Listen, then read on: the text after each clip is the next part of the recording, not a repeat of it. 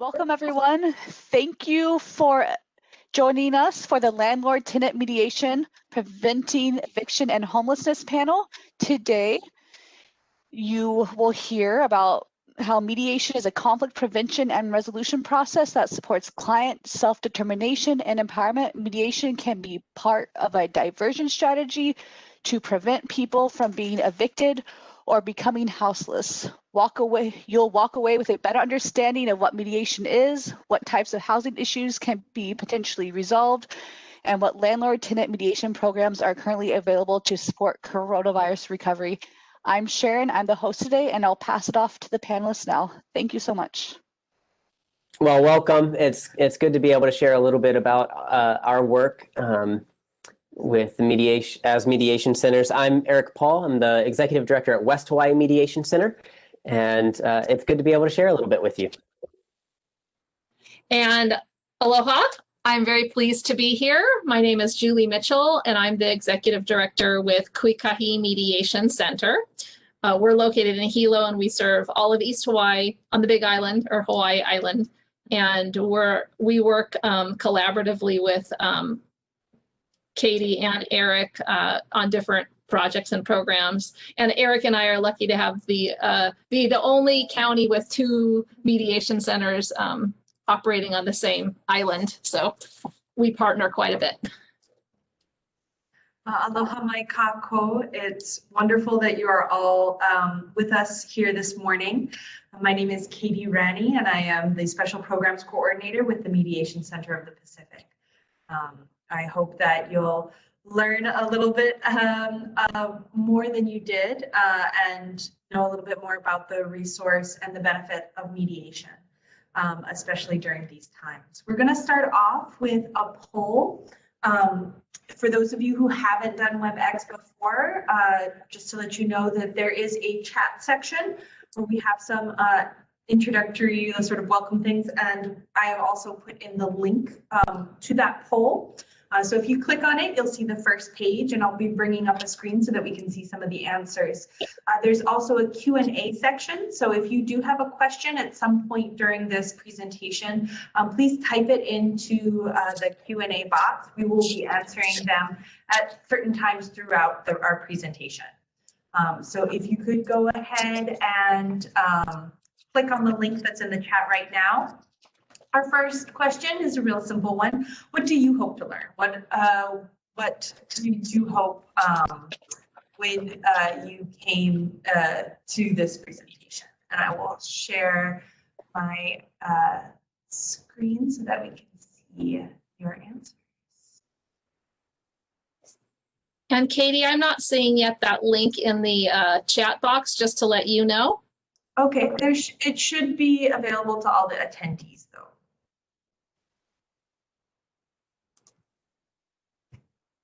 Wonderful. So intervening before eviction, helping to keep clients in housing once they've finally been housed. Yeah, absolutely.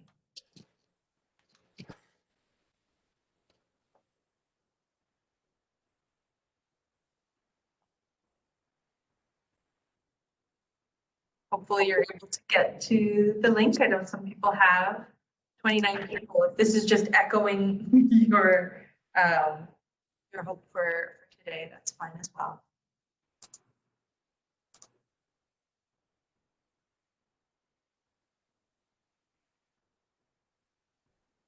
All right, I'm going to give this another about 20 seconds or so to get your responses, and then we'll move to our next question. We've only got the 2 in the beginning, and then we'll get into how to actually offer the option of mediation, how to introduce it to your clients. Yeah, that's.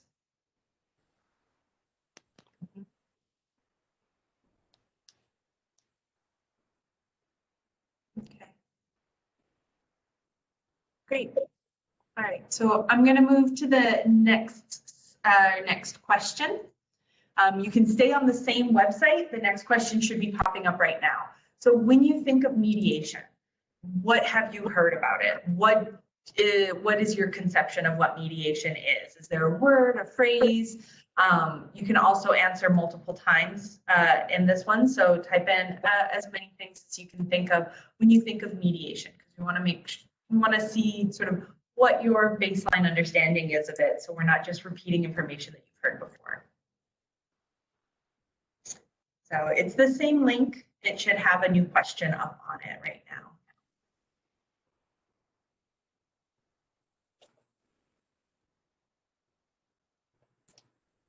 Oh, wonderful. Yeah.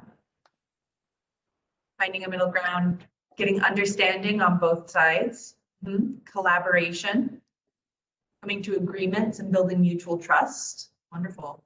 Neutral, calm. Wonderful. Partnership and relationships. Yeah.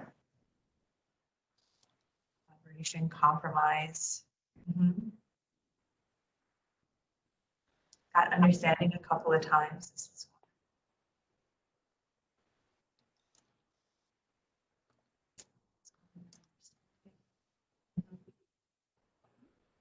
a method of intervention. Great. These are really wonderful. Okay. More coming in. A lot about understanding. Wonderful. Okay. Well, thank you so much. I'm gonna end.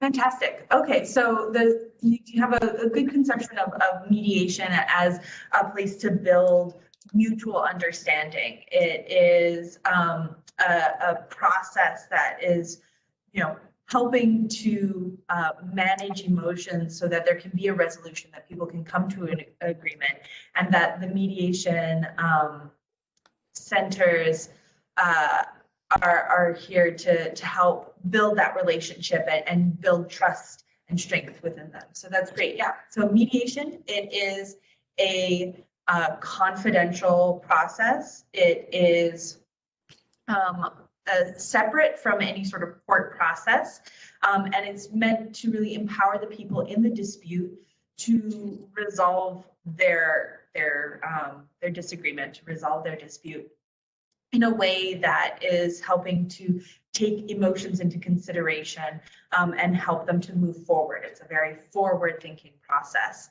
And it is, and mediation is also a way for people to express their perspectives and have that neutral third party, those mediators there, to perhaps allow the other party to hear something that they've not heard before, to gain a new perspective and understanding of where the other person is coming from. And this is a balanced process as well, so that there may be things that, since we're talking predominantly about landlord tenant, there may be things that the tenant doesn't understand where the landlord is coming from. The landlord may not understand the tenant situation fully. And there's time in this process to really build that and then move into problem solving and negotiation, and hopefully coming to an agreement, a written agreement at the end that they both have put the effort into to come to a resolution, and so therefore will follow through on it. They're not being told what to do, they're building what they're going to do. So it is a very powerful process in that way. As Julie mentioned before, we do have mediation centers in each county. Hawaii Island has 2. Mediation Center in the Pacific is on Oahu. There's also one on Maui and one on Hawaii as well. So it's really, there is a local mediation center available to you no matter where you're living in the state. And why people might come into mediation, besides being able to avoid the court processes. But there are many issues that mediation can cover. There are many different types of disputes. So what we're talking about right now predominantly is the landlord tenant, right? So when people are in danger of eviction because their rent hasn't been able to be paid, there are arguments between roommates or families living within the same unit that are causing them to be seen as like a bad tenant. House rules violations, arguments with neighbors that, if not resolved, can put their housing situation in danger. Mediation can be used to address all of these things and even more, right? So if any of you have been to any one of our presentations previously, you'll know that we will talk about things like family conferencing, condo mediation, foreclosures, all those sorts of things that can, any sort of a dispute or issue that is occurring in someone's life that is raising their stress levels, that is taking all of their energy and is putting their housing at risk. Right now, right, so the biggest issue is COVID, and where the landlord-tenant relationship has been strained from months and months of people being out of work, unable to pay rent, and then the moratorium. So that relationship has become even more tenuous and more adversarial. People seem to just be sort of waiting for the moratorium to end, whereas mediation is a proactive solution that you can use before we get to that sort of tipping point. And it really is best when it's paired with the work that many of you do with social services, case management, outreach. So as you said, once you've found your client housing, that's not the end, right? And sometimes there are things that happen that need to be resolved and agreements that need to be reached to allow them to stay in their housing if something has been threatened. And it really is about maintaining good relationships and finding helping them to build a plan for moving forward. So Julie and Eric, if there's anything else that you'd like to add to sort of this overview of mediation in the beginning.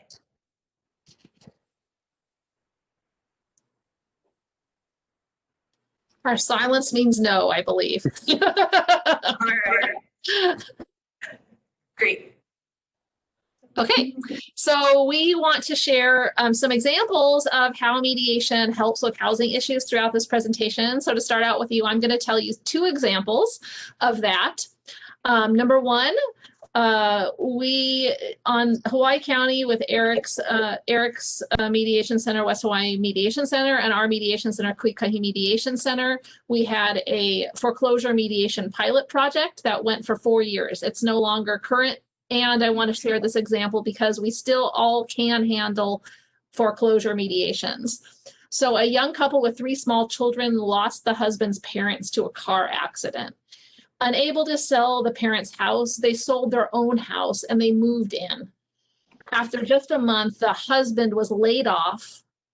With his unemployment and wife's salary, they were able to get by, though they soon depleted their savings and the kids' college funds just to cover basic living costs. And then tragically, the wife was diagnosed with cancer and she died. So after defaulting on his mortgage, the widower came into the foreclosure mediation pilot program and received a loan modification offer through the mediation process. He credits the mediation process with helping him regain a sense of hope. And the last we had heard, he was keeping up with his modified mortgage, he had remarried, and he was overjoyed that he and his children were able to remain in the longtime family home. Second example, more recent. This summer, a landlord came into our office in despair. The landlord was on a fixed income and depended on the previously reliable funds from their longtime tenant. Rent had not been paid for many months due to COVID-19 related difficulties. And the landlord came in via phone, completed a brief intake with the case manager, who then subsequently reached out to the tenant. The mediation services and resources were offered, along with the reassurances that the landlord valued the tenant and wanted to keep them housed. The next week, the tenant attempted to get caught up on rent and discussed directly with the landlord a clear plan for the future. And this was all without having a formal mediation session, just because the case manager had called both of them. In this situation, a neutral third party bridged the communication gap, allowing both the landlord and the tenant to acknowledge these challenging times while expressing their care to each other. So dignity, respect, and relationship were preserved for both clients. So as these two stories demonstrate, mediation can both be transactional and relational. It's about engaging both the head and the heart.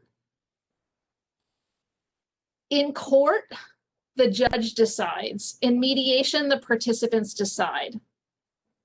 In court, the proceedings are public. In mediation, the proceedings are private. In court, people usually feel intimidated by the formal process, and in mediation, people are made to feel comfortable in an informal setting. And in fact, our nonprofit mediation centers in the state all use professionally trained volunteer mediators. And a lot of times when the participants hear that, they are extremely grateful, and their anxiety is lessened to hear that these are community members like them who are helping their neighbors resolve these issues. So we do work with the courts, and we work with lots of other agencies on referrals. And once a landlord-tenant case or any other kind of case gets to court, the judge may refer it to mediation anyways. So trying mediation first can save on a lot of things. It can save on court costs like filing fees, service fees, attorney's fees. It also saves on time. People's time is valuable. It saves on their energy, the mental stress that they have, and also trying to take off time from childcare or work to try to go to court. And often they have to go back 1 or 2 or 3 times. If an issue is not fully resolved in mediation, all other options, including future legal action, remain available to people. So doing mediation does not preclude other kinds of solutions that can be sought concurrently or after the mediation process ends. So according to statistics shared in a recent training for our mediators by Legal Aid Society of Hawaii, 75% of landlords on Oahu are represented by attorneys, and only 3.5% of tenants on Oahu are represented by attorneys. So mediations can help level the playing field and increase access to justice. The neutral third-party mediator stays conscious of power imbalances, like who has an attorney and who doesn't. They make sure everyone has an equal chance to talk and to listen, to explore options, and to seek solutions that work for all involved. If they hear things that seem skewed, or one person seems to be feeling pressured into responding, the mediator tries to have separate conversations to tease out what the issues are, because in mediation, we don't want people to feel pressured into a decision. The mediators are hands off in terms of pushing any certain kind of solutions, but we want to make sure all the clients feel like they have a choice in coming to that solution, in creating an agreement, and signing off on a formal written agreement if there is one. In court, the judge's decisions are limited and bound by the rule of law. In mediation, the participants can come up with creative solutions beyond what can be accomplished in court. For example, in court, a judge could grant a legal judgment for a sum of money. Then the winner has to try to figure out how to collect that money. I've even heard one judge in small claims court say, "I'm sorry, I'm not a collection agency. You're going to have to figure that one out on your own." In mediation, the participants can come up with a detailed repayment plan if we're talking about a lump sum of money. And they can even negotiate the amount of the money that will satisfy the issue. Because even though people have come in and said, it's about this amount of money, once they talk together, sometimes they soften on that and different things can happen. So for example, I remember one of the first cases I ever mediated was a credit card debt. And I saw during negotiations that the $5,000 being asked for was reduced to $1,000 during the mediation session. And after that, I was hooked on mediation. By the time cases can get to court or other kinds of formal proceedings, often the situation has escalated and the relationships have been compromised. So the simple act of filing against someone can create ill will, it can create fear, it can create anger, it can feel intimidating. And if mediation were tried first, this escalation of perceived or actual threat could be avoided, reducing the fight, flight, and freeze responses. So in housing situations, anyone can initiate mediation, including a renter, an owner, a property manager, or a landlord.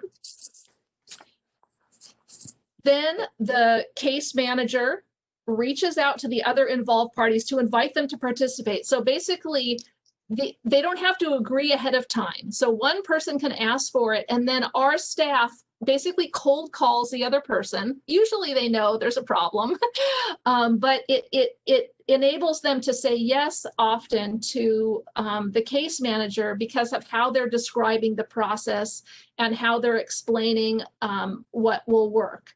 It's a voluntary process, so they can say yes or no. As I demonstrated in one of my stories, sometimes just the offering of mediation as an option can lessen the tension between landlords and tenants. Silence can actually create conflict because people can read whatever they want into that silence and make assumptions about what the lack of communication means, often inaccurately. So as soon as there's a problem, so for example, let's say someone's living in a housing complex and they're having problems with their neighbors. If they first just went over and talked to the neighbors, that could alleviate. If that didn't work and then they went to talk to the property manager, that could alleviate the situation. But sometimes people don't do that. Instead, they talk to their friends, they post on Facebook, they act in an angry way or a passive aggressive way that exacerbates the situation. And then things escalate, and sometimes people then are hitting the nuclear option, whereas they could have tried a small mitigating option that would have helped them first. And that's what mediation does very well. So in mediation, we also can help participants reality check their situations. We can ask what they understand their legal responsibilities to be and assess whether they understand things like the eviction moratorium or the landlord tenant code.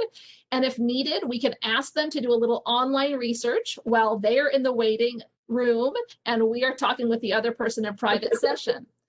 While we don't offer legal advice, we do point people in the right direction to learn what their legal rights are. That way they're able to participate more meaningfully in the mediation process. For example, if after looking up the landlord tenant code, a landlord realizes they did not give proper notice and a court case might not go their way, they might be much more amenable to settling the matter in mediation.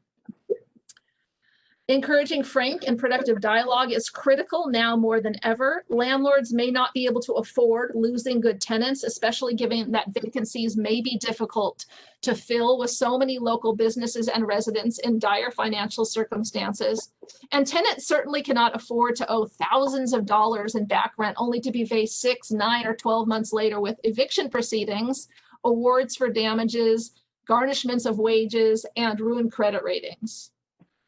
So tenants who are in financial difficulties, often when they've called for mediation, they do not know what community assistance programs are available. Even though it's been advertised widely, they don't know about the rental and mortgage assistance programs that are, I mean, they're now closed, most of them, but they didn't know about them. And so our staff is able to quickly connect people with resources and referrals. And for tenants, having the opportunity just to talk to someone is key. People want to be heard. The case manager or staff serves as a listening ear. They're a sounding board for people to explore how they'd like to proceed. And we describe mediation as a self-determination process, so they know it's their choice whether or not they would like to go forward once they've made an inquiry, and whether the other people also want to go forward. And then if they all are willing to agree, there's one point of common ground. They're willing to meet together in mediation. So our staff initially acts as intermediaries to reach out to talk to the landlord in advance of the mediation. And this has sometimes opened the door for tenants to talk directly to the landlord, or the landlord to talk directly to the tenant once we've paved the way and they feel safe to talk directly to each other about these tough situations. And sometimes both the landlords and the tenants are scared to talk to each other. They don't have all the information. They're afraid of doing something wrong. Some landlords said, I'm afraid of doing anything because there's an eviction moratorium. Can I even talk to them? You know, they don't want to make a mistake. And so the mediators and the mediation staff can help open the lines of communication.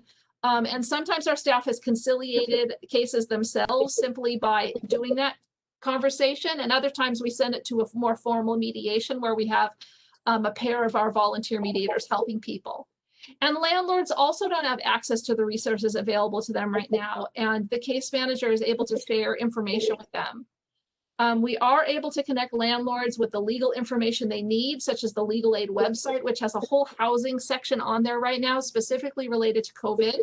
And the DCCA, the Department of Commerce and Community Affairs website, has the landlord tenant handbook posted, and they have a call line posted because there is a lot of confusion around the eviction moratoriums on the state and federal level and what people can and cannot do during this time.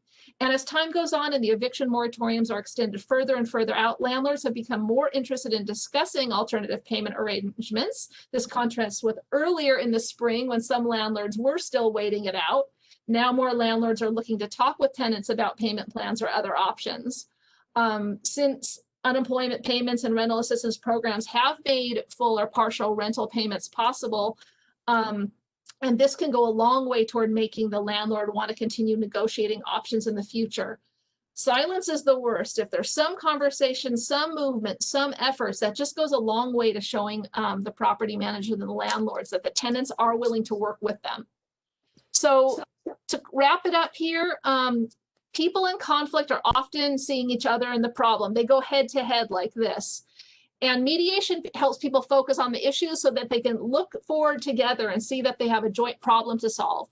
Whether it's neighbors, homeowners associations, landlords and tenants, when people sit down together to try to see each other's perspectives, their shared humanity, they can often come up with ways to move forward in some extremely creative ways that neither the mediators nor the participants could have predicted in advance. So we've seen solutions that included work trades for rent, cash for keys in lieu of foreclosure, tenants in common finding a path forward where previously none seemed possible.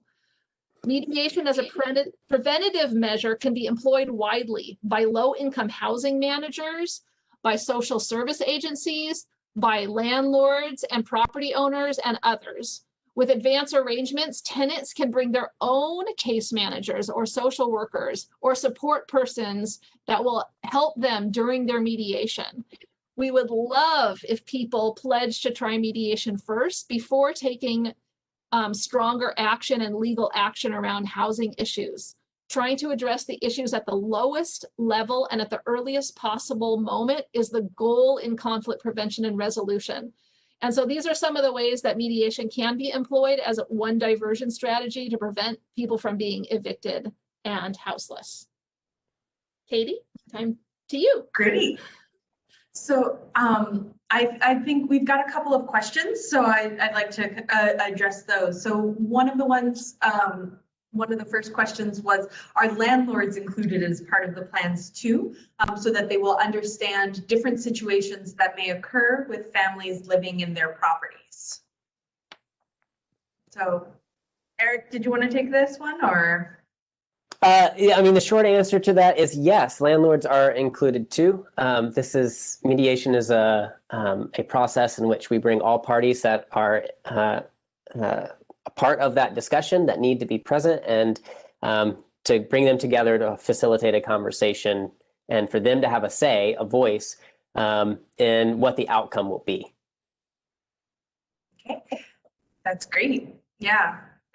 And then another question is, how successful has your mediation program been in the years that you've been providing this service? Yeah, there's a lot of ways to answer this question based on measurements of success. And you know, West Hawaii Mediation Center on the Big Island, we've been around since 1988, so we've been here for 30 years. Longevity-wise, that's fairly successful as a nonprofit to continue giving these types of services. But what I want to do is just kind of shrink that down to just last year, and I'll talk about all 5 centers at once. So when you look at, say, just the number of cases we receive in any given year, last year, as the 5 mediation centers in the state, we looked at we had 2,720 cases opened. Now, our agreements, we don't reach an agreement on every single case that comes in. It was about 31% last year reached an agreement. 858 of those cases reached an agreement.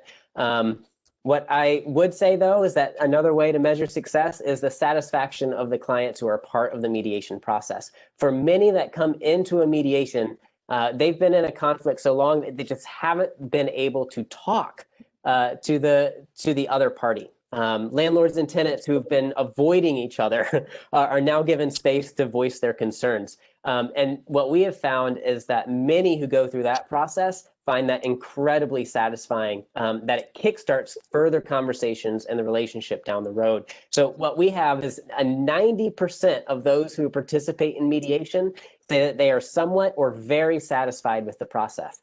And given the different contexts of the 5 mediation centers, anywhere between 85 and 92% would recommend mediation to others after going through that process.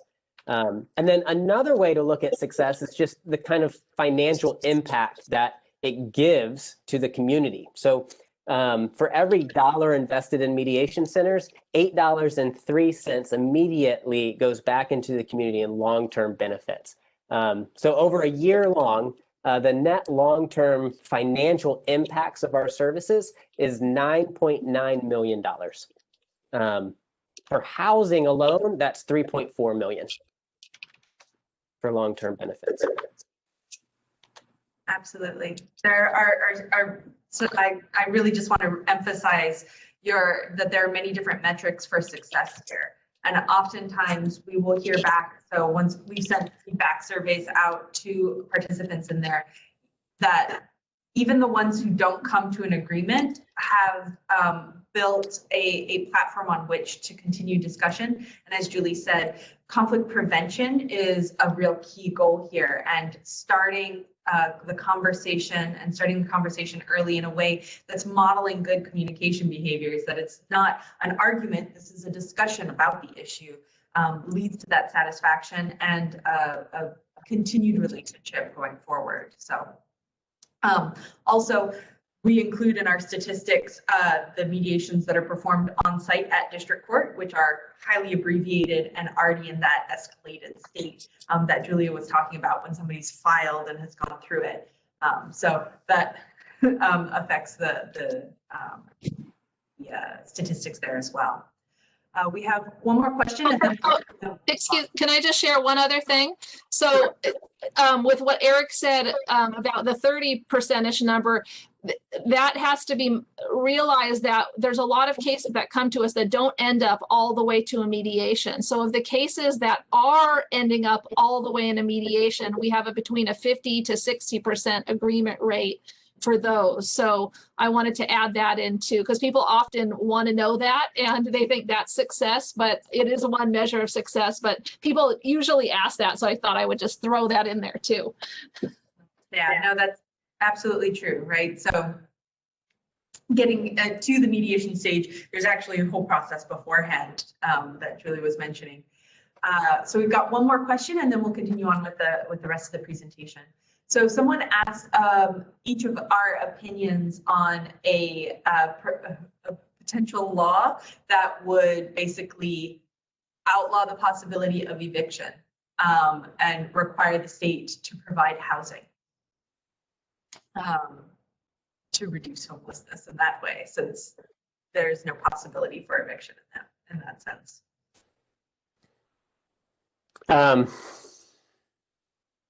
I mean, anything that I would say would be an opinion here, and probably outside of my kind of specialized knowledge, which is really limited to conflict resolution, peace building, and mediation. So I hesitate to give my opinion on a law that doesn't yet exist.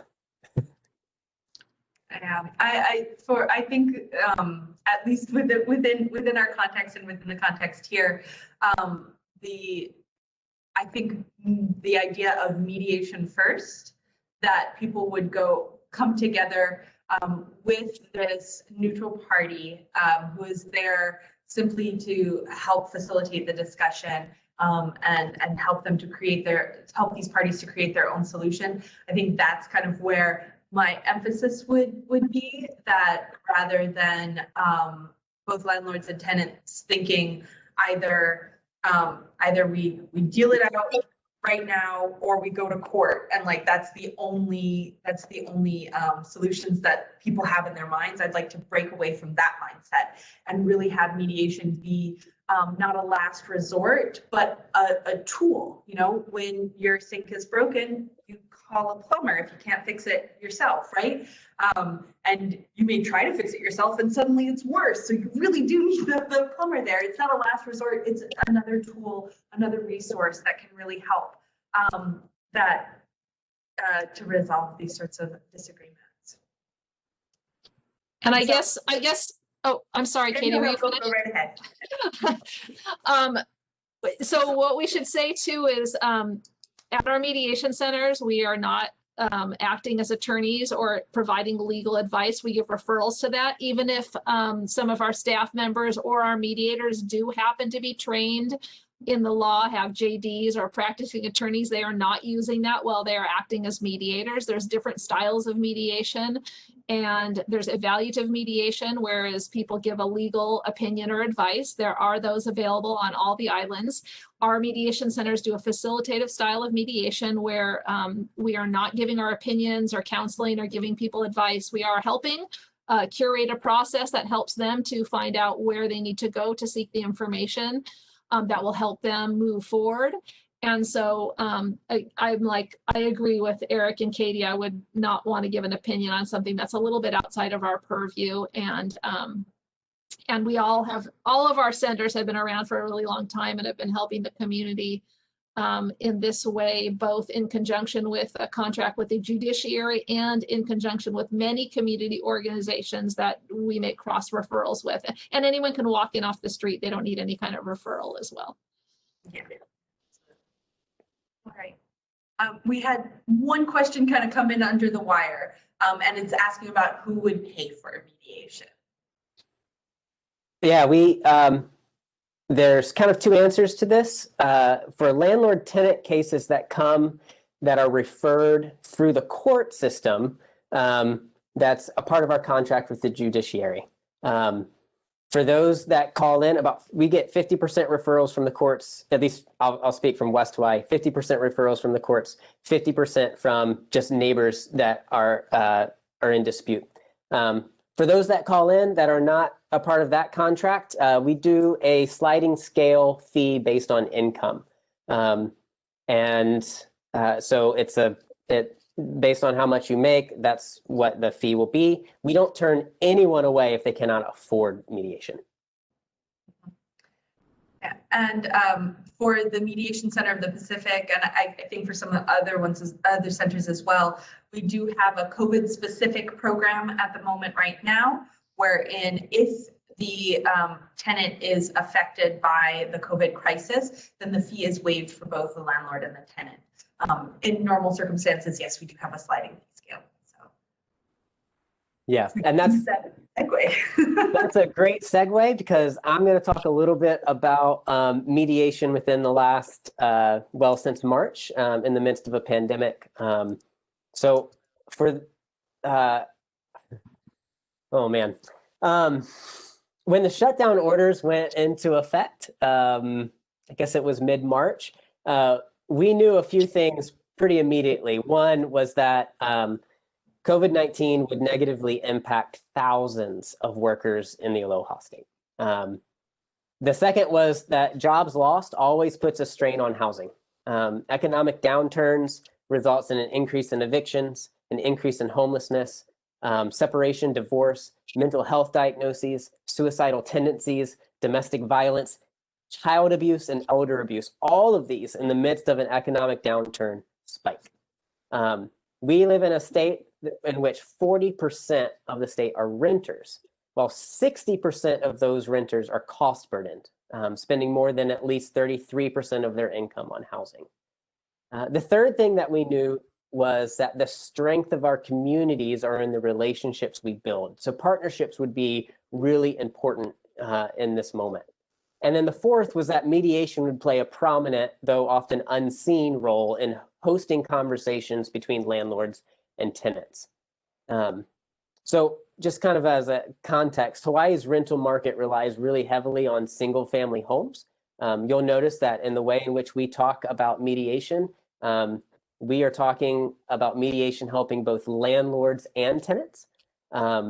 Because of the cost of living, small landlords utilize the rental market to help generate their own income. During a moratorium, some landlords wonder whether it is best to fill a vacant property or to sell it. So the talks of the rental housing stock, a lot of times is talked as kind of a precious commodity, right? There isn't enough of it, and when landlords choose to sell, they decrease its availability in a state that has a lot of renters. So losing even, say, 5% of the rental market would, over time, devastate tenants' ability to afford rent because it would have negative impacts on how much rent is. The Legal Aid of Hawaii, while noting it is difficult to project the number of eviction cases coming, says there could be up to 2,300 eviction cases in January of 2021. That's in 2 months. That is also the equivalent of a year's worth of eviction cases coming all at once. So in May, West Hawaii Mediation Center and Kuikahi Mediation Center kickstarted what we call the Rapid Response Landlord Tenant Program. And I'll speak from our perspective as a county, and knowing that other mediation centers also have started their own landlord tenant programs as well in their local contexts. But for us, we partnered with Hawaii Island Realtors, West Hawaii Association of Realtors, the County of Hawaii, the Hawaii Island United Way, and the Hawaii Community Foundation in order to fund and market the program to Hawaii Island residents. The Rapid Response Landlord Tenant Program is specifically designed to aid landlords and tenants during the economic crisis, streamlining mediations for those whose housing situation has been demonstrably impacted by COVID-19 and allowing us to waive the fee for mediation for those who come in. So we created space for landlords and tenants to write new agreements that could potentially keep housing for tenants while ensuring payments to landlords. These agreements are agreed upon by all parties. Furthermore, through various partnerships with Hawaii Community Assets or Hope Services, the Hawaii Island United Way, we're able to connect landlords and tenants to various resources available to clients. Working together rather than working in our distinct kind of silos across the community increases the social safety net that could potentially keep families housed. We have resources on our website that also we give to clients when they call. Julie has already talked a little bit about those resources, so I'm going to skip over that at the moment. Together, Kuikahi Mediation Center and West Hawaii Mediation Center have opened 98 landlord-tenant mediation cases between May and October. In addition, we have fielded approximately 86 additional inquiries about landlord-tenant issues, giving them resources to be able to use. Now, these numbers are from just Hawaii County alone. Again, Maui Mediation Center, KEO on Kauai, and Mediation Center of the Pacific each also have been receiving landlord-tenant cases in the midst of COVID-19 crisis. And I know that Katie can share some of those numbers from an Oahu perspective. In terms of homelessness, I'd also like to suggest some creative ways to engage mediation centers for community conflicts. So I first discovered a knack for mediation while working as a pastor to a congregation of low-income families and homeless neighbors. It was in this context that I learned of the myriad of conflicts that emerge when working with, for, and among our homeless friends. Conflicts, whether they are emotional, verbal, or physical, or social, can emerge in shelters or on the streets.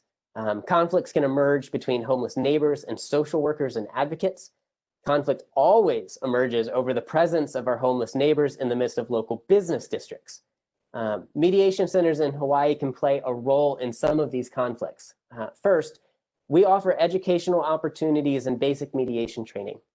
Every mediation center offers this kind of training. We highly recommend staff training for nonprofits or government organizations who routinely work with our homeless neighbors. Two, A rising trend in Hawaii is the rate of family homelessness. When economic strain hits, it reverberates into unhealthy ways into our relationships. It impacts us and those that we interact with on a daily basis. Mediation centers offer domestic mediations that may be helpful for families going through homelessness. Third, what we are good at is creating the kind of space for healthy conversations. How many times does a town hall about the problem of homelessness become a shouting match in which there's really not much productivity?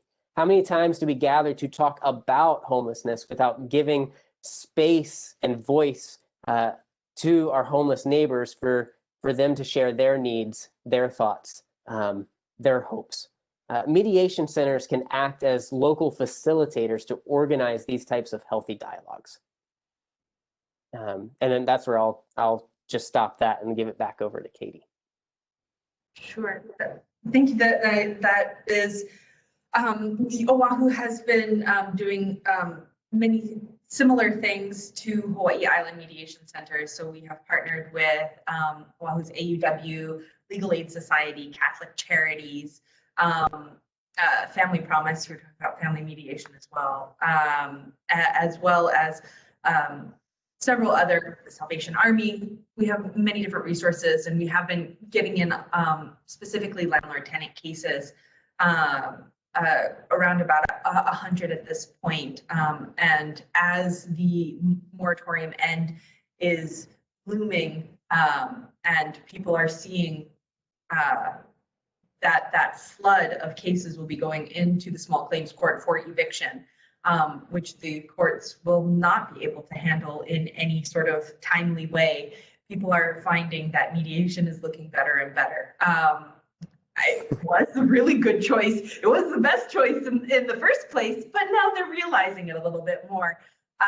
And so we are working with this resource referral and creating these agreements that can very much help people to stay in housing for any one of the reasons why it might be threatened. So, yeah, Oahu, we're doing very similar. Ours is also called the Rapid Response Landlord Tenant Mediation, and at the moment we are giving a bit of priority to those types of mediations because there is such a great community need at this moment. Really, did you want to add anything?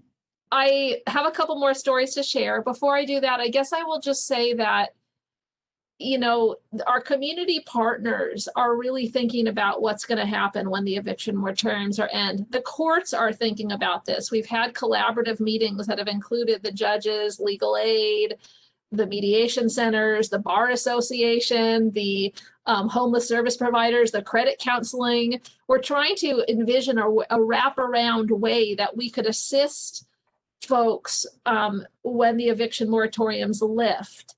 And we're still in the process of doing that. They've already had some ideas about how they're going to structure where the cases might go in court. They've asked us, is there a way, could we do something on-site to help people, steer them in the right direction? Could we create a video to show them so they know what resources are available? So there's a lot of brain power, including probably the people who are watching this, going into how do we not have a mass exodus into eviction and then potentially have people with nowhere to go, exacerbating an already problematic situation where we have a lot of people unhoused here in Hawaii. So we are very interested in collaborating with the folks who may be listening, as well as, you know, if you get us in touch with other people who you think this might be a good partnership, whether it's for mediations or the facilitations or the trainings that Eric mentioned, we're very open to it. I know we're going to do some more Q&A for people who have questions, and let me just share a couple more stories because I think that is a really good way to picture how mediation helps, because a lot of people don't understand mediation. They've not been part of it. Maybe I should just describe it just very briefly. So right now we're doing our mediations mostly via Zoom. We can also do them on the phone. and we can do them in person if need be. And some of the centers also making if it's via Zoom, because our mediators can't come in right now because of the moratoriums, we do have computers in some of the centers people can come in and use to Zoom, and we'll help them. So we want to make it accessible to everyone where they are. And what happens is everyone starts out all together. The mediators welcome everyone. They explain the process. They explain that it's confidential. And they all have signed a confidentiality agreement, which protects everybody and protects the mediators, the mediation centers, and people's privacy so that they feel free to disclose information during the session. And then each person is invited to share their perspective one at a time. And then we meet with each person privately, and we do that a few times. And then we come back together and we see where we are. Do we have a meeting of the minds? Are we able to write something up? Do we need to schedule another mediation session? Or does it look like nothing is going to be agreed to right now? But just because something isn't agreed to right now does not mean things don't happen later. We've had people have what do you call it? Buyer's remorse. They didn't buy anything. They ended the mediation without an agreement. They called the next day. I think we should do that offer we were talking about yesterday. Or, I thought about it more, and I think we should have another mediation. I was really hot-headed that day. It wasn't a good day for me. Let's come together again. So the mediation is not the only chance. There's other ways that things can be resolved afterwards. We can do as many mediation sessions as are needed for people to be together. And it's a safe space. We have ground rules, be respectful, one at a time, civil language. So we try to hold the space very carefully while asking questions to draw out the issues and to see where people are and to help. Sometimes people need help with negotiating. They're not sure how to do them. We support them in the negotiation process. So we want to make sure everyone feels safe and comfortable during the process.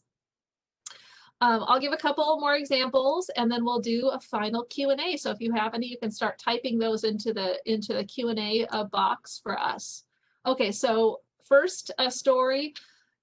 Recently, a landlord was trying to evict their tenant, even though the state eviction moratorium remained in place. And it turns out that the tenant actually wanted to leave. They wanted to break their lease. So through mediation, the landlord avoided potential eviction moratorium violations, which are punishable by up to a year in jail and a $5,000 fine. And the tenant was able to move out with all overdue rent waived and only the security deposit forfeited. And it felt like a win-win to both clients. Second story, a tenant had returned from the mainland after visiting his mother. Due to COVID-19, there was that 14-day mandatory quarantine in effect. This is the one before the testing got you out of it. And so some of the other tenants saw him in the laundry room in the trash area, which were vacant, but he was in there. He didn't have his mask on. And then they complained to the property manager. And the property manager gave an eviction notice, not once, but twice to the tenant, which we know from the previous story had some potential negative ramifications that they were not aware of at the time. During mediation, the tenant and the property manager were able to hear each other out and mend the relationship. Since the quarantine was almost up, they agreed to drop the eviction threat. They converted it to a first warning as outlined in the lease, and then the tenant was able to maintain his housing, and once the 14 days were up, reunite with his family back in the unit. They were able to come back and all be together. It's always wonderful to hear good success stories. And I just want to give a final closing to this before we go into questions. So if you have more, please feel free to type them into the Q&A. We really do encourage people to choose mediation. The mediation centers are a community partner. They are meant to be a resource to create stronger, more resilient communities by resolving these types of disputes. again, we can have reciprocal referral programs where social services refer their clients to us. But oftentimes we hear the question, how do I introduce mediation to my clients? Like, how do I get them to go through this process? Oftentimes you can talk about the benefits that we've talked about before, avoiding the courts, less fees, it saves money, being able to express your perspective. Sometimes people are afraid of, they have shame about their situation, and it's not a shameful thing. This is a proactive way. This is a way to resolve your problems. This is them taking control and being able to have a say in their own life and how they're planning and how the dispute will be resolved. Some fear retaliation for doing anything, and all of our staff members are some of the calmest, nicest people. When you get that call saying that there's been a mediation requested, it does not seem like it is definitely not like a court summons or anything like that, which can escalate. This is a solution for resolution, right? So often talking about that can help to ease any client's worry about what this mediation process is. And so how do you refer your client over? You find the community mediation center that is closest for you, and then you call us, or you can go online. These are our mediation centers you can see right now. So for each of the different islands, the phone number will get you to intake for all of them. But you can also go online. Some of us have online forms that you can fill out. If there needs to be that little bit of separation in the beginning, if they're worried about calling in, they can just submit an online form. And then our client services specialist will reach out to both parties. And this can be a landlord calling in, the tenant themselves, or if you are their case manager, or outreach worker who is helping them to get these resources, you can help to be the one to refer them in. So these are the numbers. If this is a little bit too much for you and you're looking for it, all of the mediation centers are actually listed on the judiciary website. If you want to look at it later, also you get the majority of them by typing in mediation centers into a search engine as well. We just want to say thank you so much. If you have questions for our specific mediation centers, or if you want to find out more, you are welcome to contact us as well. So thank you so much for being with us today, and let's answer a couple of questions. Okay, so we got that one out of the way. Thank you, Julie. So one of the questions was, have the mediation centers partnered with the unemployment office?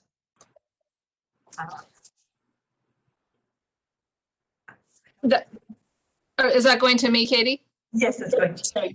Okay, yeah.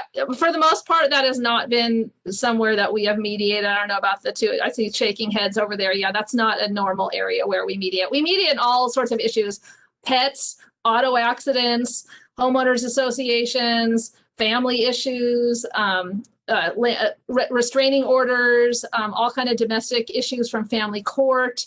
I mean, we any kind of consumer merchant issues, debtors, Department of Education. I mean, pretty much most things we've helped with. So it's not that we couldn't do it. It's just that that's not a normal area where we've received a lot of interest. Yeah. So it was a question of how successful are the mediations for families and landlords relationships moving forward? Sorry, go ahead, Julie. Okay, so I mean, I would say that, it depends. Well, I think that there's your rural islands and then there's urban islands. I'm from an urban place originally. I've lived in a rural place for 20 plus years now. So I think it just depends. I mean, on Hawaii Island, there are some of the landlords who called us up, were like, we really care about our tenants. We don't want to lose them. How can we help them? So I think that talking to one another, being upfront with one another is the best way to do it. If people can't do that themselves, the mediation centers can support them through doing that, either through our staff going back and forth and talking to them or bringing them into a full-on mediation. So I think mediations can preserve relationships, they can mend broken relationships, and they can at least figure out people how to move forward together. And that may not always be that they're going to stay in the unit. It may be how can they leave gracefully in a way that is the least destructive to everyone involved. So it's about talking together and making a plan together about what the next steps are. Yeah. Exactly. So it is 11 o'clock right now. We know you have your next session to go to. So thank you so much for being here and participating in our presentation about mediation, and especially landlord-tenant mediation. If you have some questions that didn't get answered here, or one that's specific for a mediation center, again, please feel free to reach out to us. We are here to answer your questions after this is finished. So thank you so much. Thank you. Mahalo.